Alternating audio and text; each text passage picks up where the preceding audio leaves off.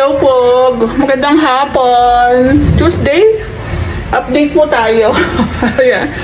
So, bali, sabi ko nga po sa pinaka-vlog, hindi po ako nakakapag-update dito minsan kasi nga po, pumupunta naman yung may-ari. So, hindi nila ko hahanapan ng update kasi meron na po.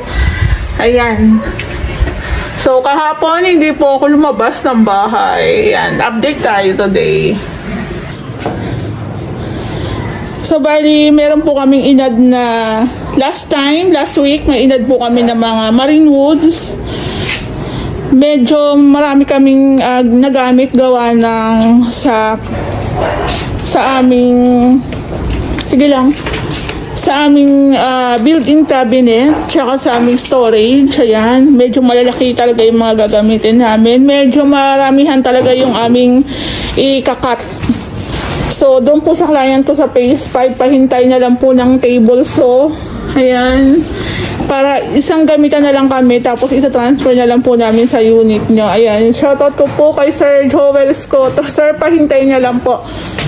Ayan. Medyo marami po kasi kaming woodworks dito, kaya medyo natatagalan yung aming pag-transfer ng table saw. Sabay-sabay po kasi ang projects. So, ayan, minamasilyahan. Yung wall putty, ako na lang po yung nag-provide. Kasi kung bibiliin ko to sa All Home, nasa 1K plus. Pero sa Lazada, ano siya, nasa 600, 700 lang po yan. Medyo mabigat ang shipping fee kasi mabigat siya. Pero pag medyo light lang, ayun. Minsan, pre-delivery na siya. Merienda muna kayo. Kasi pupunta ko yan sa phase 5 din. Ayan. So, mapapansin nyo, halos naka-ready na. Ayan, no? Tapos, ako na lang din po yung umorder ng concealed hinges na gagamitin. Meron na po akong kinukunan nun sa Lazada. Sa All Home, medyo mas mataas po ng konti. Kaya Lazada na lang po ako. Ayan. Takit ko yan sa cabinet. Medyo mahaba. Merienda muna kayo. Tapos ito na pala yung ni Mamo. Okay. Close na pala yun doon. Tapos ito na lang yung kanyang shelves. So nilalagyan na rin po siya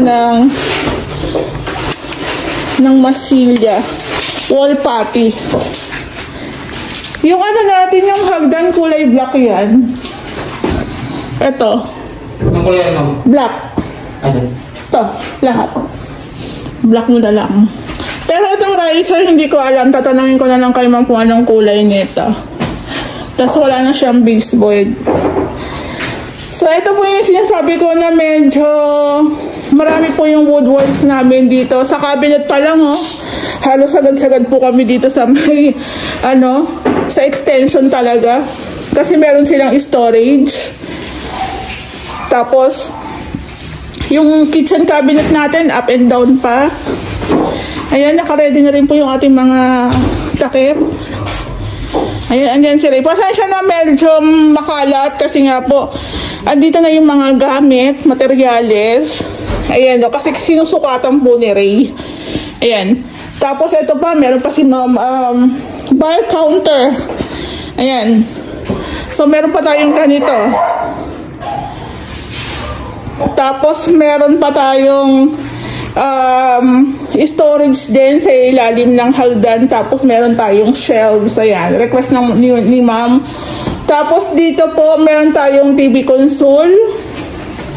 Ando na sa labas. Nilalagyan ng masilya.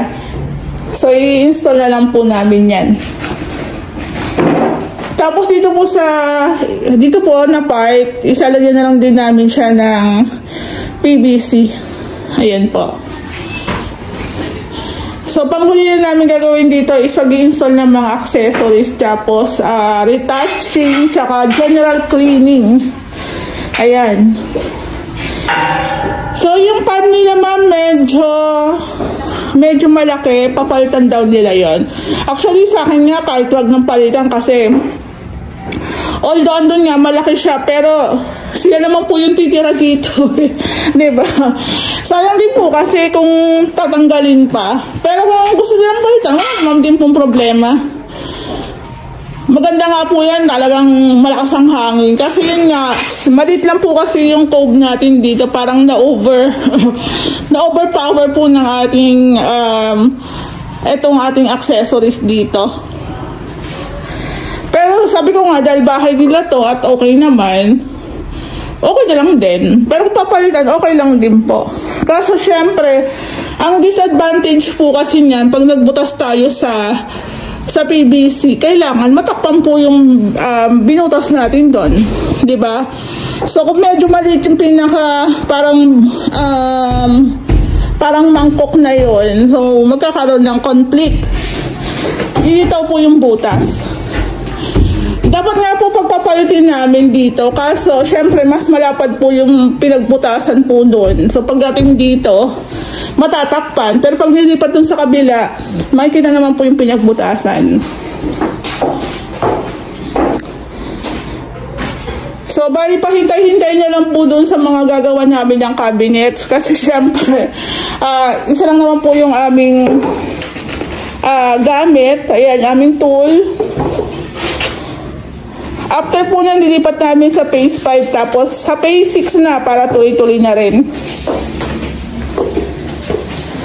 So ito lang po yung medyo matrabaho din talaga yung woodworks. Kaya po baka po sa mga susunod na araw o sa mga susunod na projects namin, baka i-advise na lang po namin ng aluminum cabinets kasi nagpapatagal po talaga siya. Kaya po i-consider nyo lang kasi kung let's say yun lang po yung pinagawa nyo, hindi sana tapos na kami. Meron pang storage, meron pang bar, meron pa dito. Ayan. Meron pa sa kwarto. So i-consider nyo rin po kaya medyo tumatagal yung ating renovation. Ayan.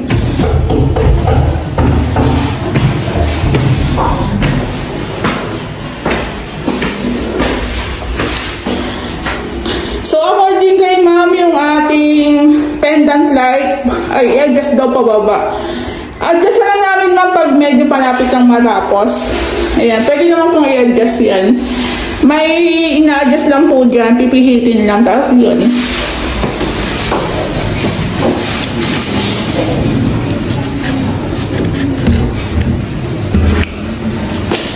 Ayan po.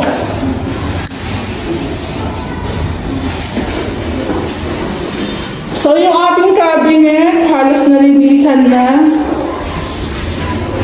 Kulang lang po dito takip, pwede na pong i-install. Ayan.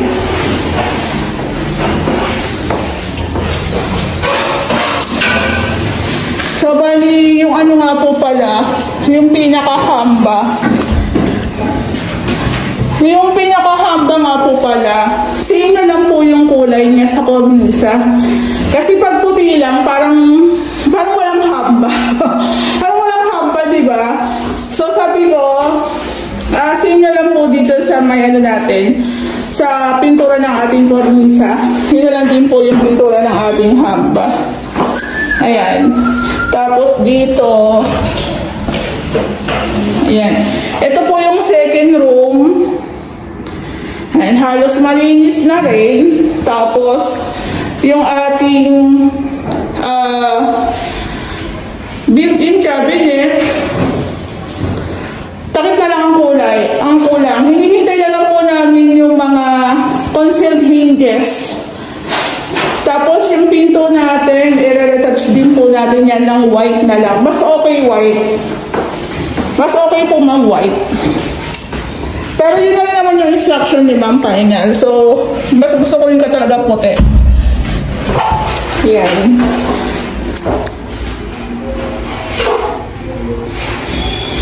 So, paano yung ginamit po natin dito is molded door pa rin. I-retouch lang po natin yan. Tapos yung hagdan po natin, yung handrail, tsaka ito pong ating hallway is black. Black naman po yan.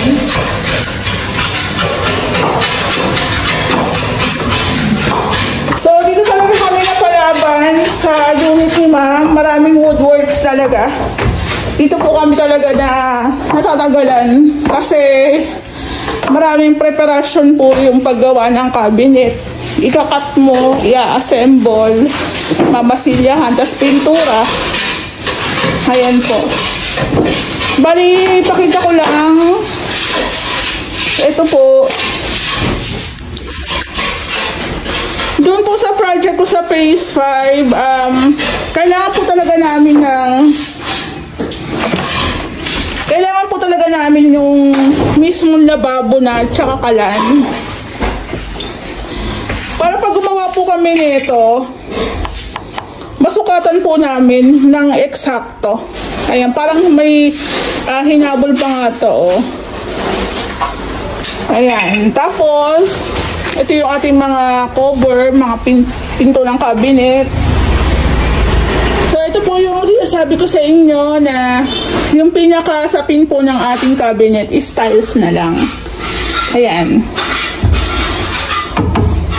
O, diba po? Ang ganda. Tapos, dapat yung mga accessories din sa cabinet o full out, dapat po naka-ready na yan. So, dito yung ating gas tank. Yung ating full out, medyo malaki. Buti na nagkasya. Tapos, dito po ilalim ng fittings po ng lababo. Tapos, ito, naka-fix na to. Hindi ko pala naka-fix. Hindi ko pala naka-fix. Kaya sabi ko parang tabingi. So, ayan, konti na lang. I-install na lang yung mga ibang accessories.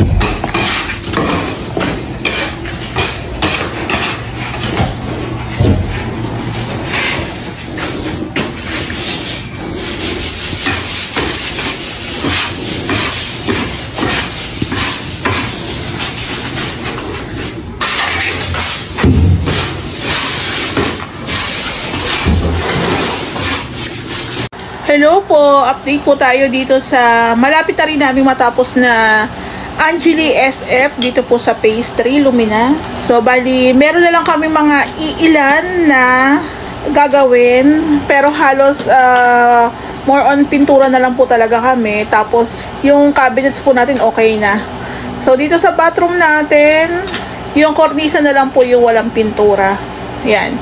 Tapos dito po ayan, no, ang ganda, naka 45 degrees cut. So, yung mga accessories natin nakalagay na, yung lavatory na lang ang wala pa. So, yung lavatory po, lalagyan din po namin siya ng mini cabinet. So, dito po, nagpa-add po si ma'am ng parang kisame kasi gusto niya malagyan po ng pinaka pin lights. So, dito po sa may staircase ni ma'am, i-ask ko siya kung anong kulay ng kanyang riser. So, dito po sa taas, more on retouching na lang kami dito, tapos install ng mga accessories. Ito yung pendant light ni ma'am dito sa may hallway. Sabi ni ma'am, i-adjust daw namin ng konti, ibaba daw namin ng konti. So bali, gagawin na lang namin yan pag medyo malapit na namin siyang matapos. Tapos meron din tayong pin lights. Yan. Tapos turong partition lang po itong second floor ni ma'am. Ito po yung room ng mga bata.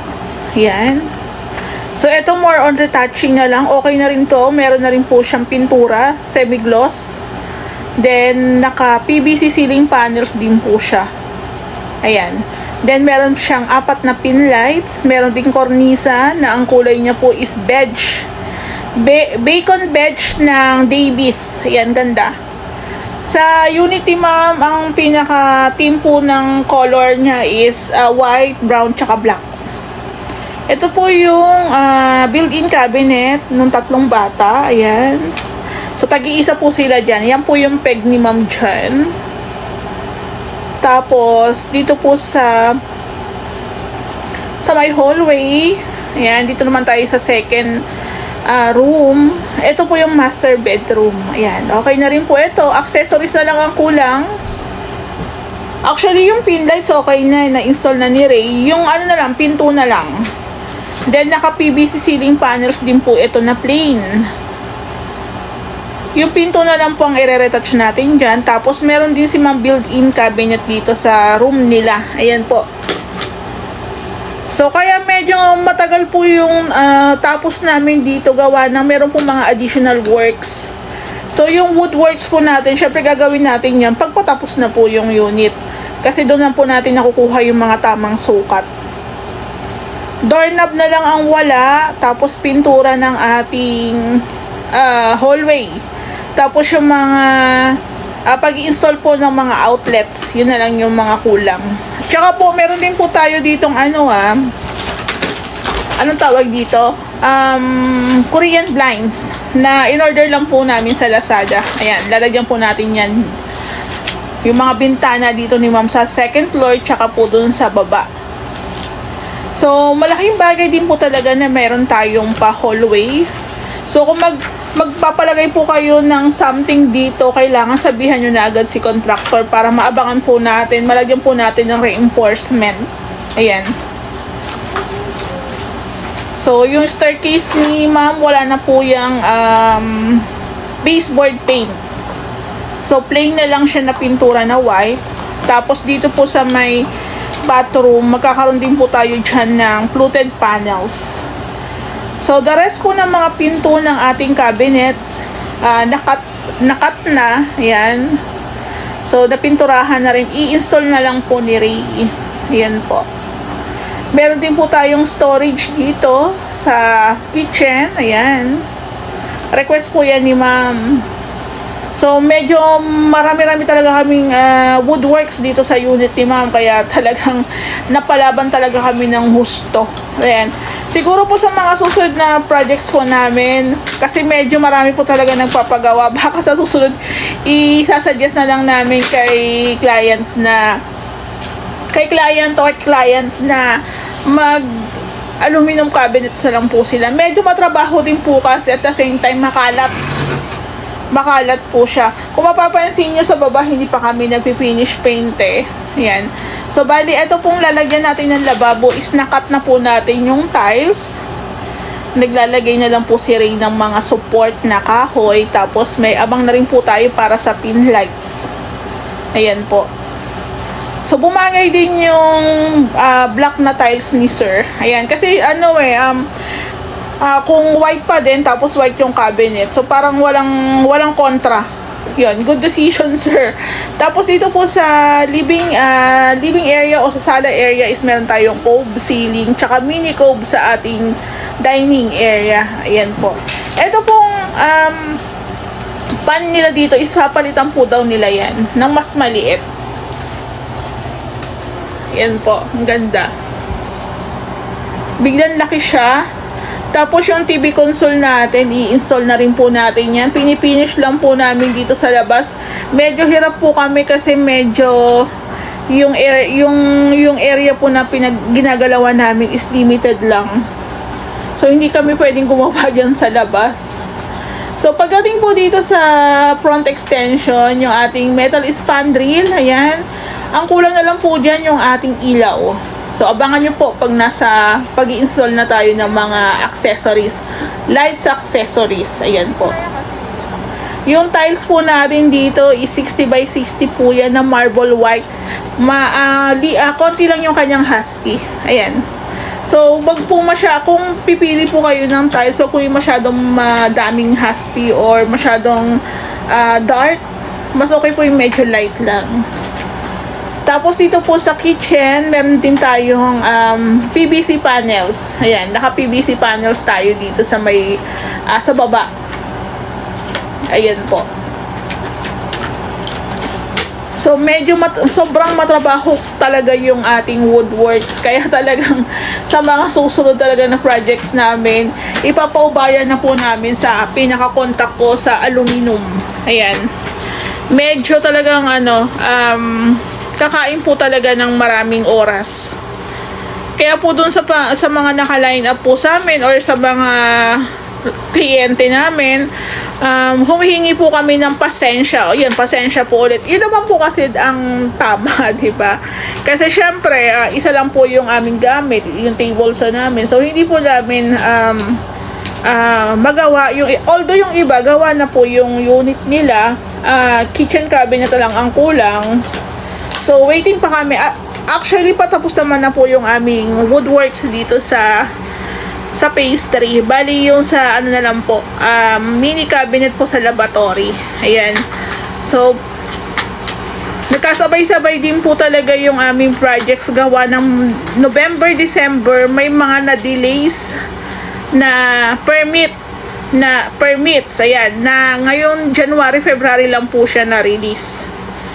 So, ang nangyari, ayun, nagkasabay-sabay na po. Kaya po dun sa aming mga kliyente, ayan, habaan nyo lang po yung pasensya. Ayan.